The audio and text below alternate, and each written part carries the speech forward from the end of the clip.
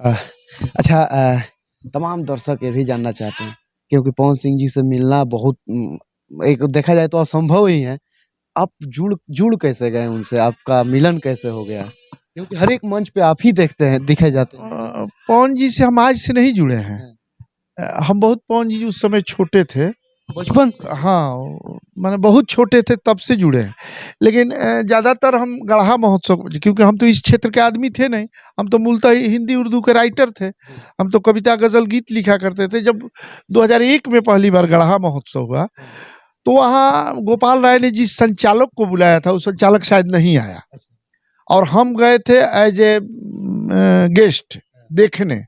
और हम भोजपुरी से उतना हमको 1% भी लगाव नहीं था। भोजपुरी को हम बहुत अश्लील मानते थे उस समय, क्योंकि हम हिंदी उर्दू के लेखक थे। हम गज़ल उज़ल लिखा करते थे, हमारी बहुत सारी कविताएं उस समय छपती थी। तो हम खुद एटीट्यूड में थे कि ये लोग तो लोकल गायक हैं, पता नहीं अश्लील गाता है सब। तो वहाँ जब उनका संचालक नहीं रहा, तो उन्होंने कहा कि आप आए ही हैं, आप कविता के मंचों पर रहते ही हैं, तो आप ही संचालन कर दीजिए। तो उस समय भरत शर्मा का बड़ा क्रेज था। भरत शर्मा थे, महुआ थी, और भी कई लोग कलाकार थे। तो हम संचालन कर दिए और संचालन संजोग से बड़ा बढ़िया हुआ। तो बढ़िया हुआ। उसके बाद अब हर गढ़ा महोत्सव में एज ए संचालक हमको बुलाया जाए। उसी में पवन जी उस समय बहुत छोटे थे। तो पहली बार पवन जी के लिए शिवपुरी ने, अशोक शिवपुरी ने टी सीरीज से फोन किया हमारे पास कि पवन जी को भी गवा दीजिए। तो हमने कहा कि नहीं, ये बहुत बड़ा मंच है उस समय। तो उन्होंने कहा कि अरे नहीं यार, लड़का बड़ा बढ़िया गा रहा है। तो हम कहे कि गवाएंगे, लेकिन इस पर पोस्टर पर फोटो नहीं छपवाएंगे। फिर उन्होंने कहा कि नहीं यार, पोस्टर पर फोटो होना चाहिए। देखिए समय क्या है। तो पोस्टर पर फोटो भी लग गया, लेकिन पवन सिंह को हम सबसे अंत में गवाए। मैंने 2:30-3 बजे के भोर में, ये सोने लगे थे। तो अजीत जी थे, इनके चाचा जी। हाँ, तो वो आकर हमसे कहे कि सो रहा है, गवा ना दीजिए। तो हम कहे कि ठीक है, गवा देंगे, एक ही गीत गवाएंगे। 2001 का ये बात। हाँ, 99 या 2001 इसी तरह कुछ है।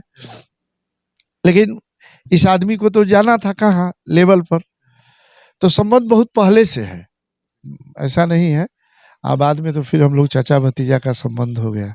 तो आज तक उस संबंध का निर्वाह हो रहा है। और अभी भी चल रहा है 2001 से लेकर, और अभी ये 2024 है, अभी तक भी ये माने दोस्ती बोलिए, रिश्ता बोलिए, सब अभी तक पक्की ही है। अभी तक कोई खटास नहीं हुआ है। ना कहीं कोई खटास नहीं।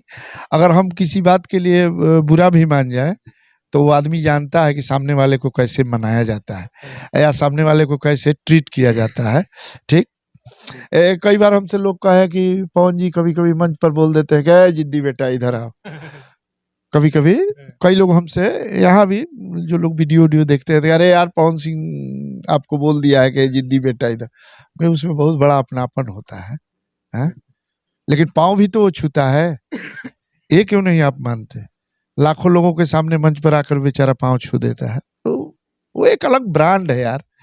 और मुझे नहीं लगता कि अभी आने वाले 100 वर्षों में, मैं ये तो नहीं कह सकता, लेकिन इतना बढ़िया हमारे भोजपुरी में कोई आने वाला है ना। हिंदुस्तान में, पूरे हिंदुस्तान में नहीं, पूरे संसार में अगर 4-5 गायकों का नाम लिया जाए पूरे इस ब्रह्मांड में, तो उसमें 1-2 नंबर पर ये आदमी होगा। और ये कई लोगों ने स्वीकार किया है। कई लोगों ने स्वीकार किया है, जो लोग सुर के या रिदम के जानकार हैं वो लोग। तो उनके गले में तो साक्षात सरस्वती माँ का वास। हाँ, ये तो मान लीजिए कि भाई वो आदमी, उस पर गॉड गिफ्ट का जो है ना, ये है। क्या लेते हैं पवन सिंह जी से आप मंच संचालन करने का चार्ज? ये सब ये खुलासा कर दीजिए। ये सब हम लोगों की व्यावसायिक बात है। अच्छा, अब सच सच बता दें, हम कभी कुछ नहीं लेते हैं।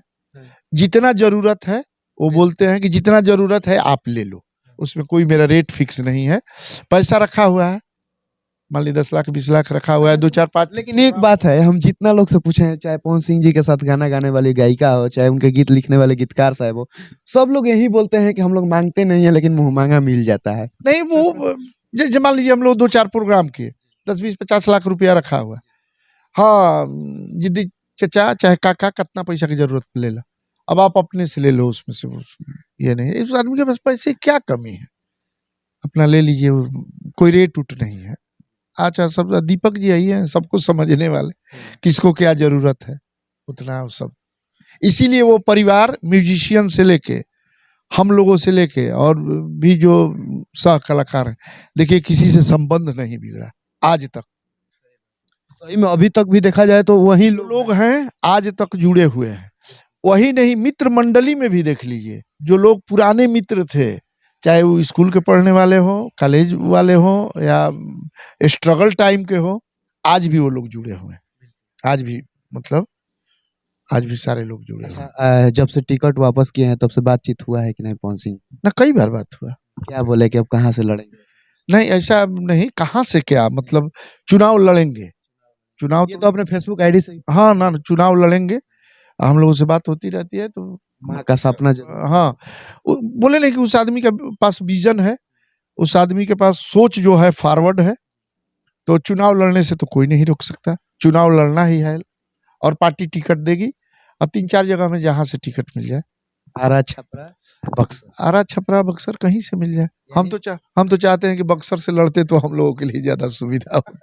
हम चाहते हैं कि आरा से ना ठीक है, आरा तो वाली ठीक है, आरा तो यहाँ हमारा गांव भी है, लेकिन बक्सर ज्यादा रहना पड़ता है, इसलिए कि अब कोई है नहीं यहाँ, तो उस हिसाब से ज्यादा टाइम वहीं भाई के यहाँ, जो हमारे छोटे भाई वहाँ चिकित्सा पदाधिकारी हैं, तो वहाँ परिवार है।